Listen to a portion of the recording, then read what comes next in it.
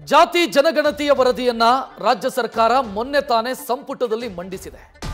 April 17ನೇ ತಾರೀಕು ವಿಶೇಷ ಸಚಿವ ಸಂಪುಟ ಸಭೆ ನಡೆಯೋದಕ್ಕಿದೆ. ಆ ಸಚಿವ ಸಂಪುಟ ಸಭೆಯತ್ತ ಈಗ ಎಲ್ಲರ ಚಿತ್ತ ನೆಟ್ಟಿದೆ. ಬೆಂಗಳೂರಲ್ಲಿ ನಡೆಯುವಂತ ಸಂಪುಟ ಸಭೆಯ ಬಗ್ಗೆ ಕುತೂಹಲ ಸೃಷ್ಟಿಯಾಗಿದೆ. ಜಾತಿ ಜನಗಣತಿಯ ವಿಚಾರದಲ್ಲಿ ರಾಜ್ಯ ಸರ್ಕಾರ ಎಚ್ಚರಿಕೆಯ ಹೆಜ್ಜೆ ಇಡ್ತಾ ಇದೆ. ಆತುರದ ನಿರ್ಧಾರವನ್ನ ಮಾಡದೆ ಎಚ್ಚರಿಕೆ ಹೆಜ್ಜೆಯನ್ನು ಸರ್ಕಾರ ಇಡ್ತಾ ಇದೆ. ಇನ್ನು ನಾಡಿದ್ದು 17ಕ್ಕೆ ಗುರುವಾರ ಸಭೆಯಲ್ಲಿ ನಡೆಯುವಂತ ಚರ್ಚೆ ಏನು ಅನ್ನೋ ಪ್ರಶ್ನೆ. ವಿಶೇಷ ಸಚಿವ ಸಂಪುಟ ಸಭೆಯಲ್ಲಿ ಯಾವ್ಯಾವ ವಿಚಾರ ಚರ್ಚೆಯಾಗಬಹುದು, ರಾಜ್ಯ ಸರ್ಕಾರದ ಮುಂದಿರುವಂತಹ ಆಯ್ಕೆಗಳೇನು, ಇದೆಲ್ಲದರ ಬಗ್ಗೆ ಎಕ್ಸ್ಕ್ಲೂಸಿವ್ ಡೀಟೇಲ್ ನ್ಯೂಸ್ ಫಸ್ಟ್ಗೆ ಲಭ್ಯ ಆಗಿದೆ. ಪ್ರಮುಖವಾಗಿ ಜಾತಿ ಗಣತಿಯ ವರದಿಯನ್ನ ಮೊನ್ನೆ ಕ್ಯಾಬಿನೆಟ್ ಅಲ್ಲಿ ಮಂಡನೆಯಾಯಿತು.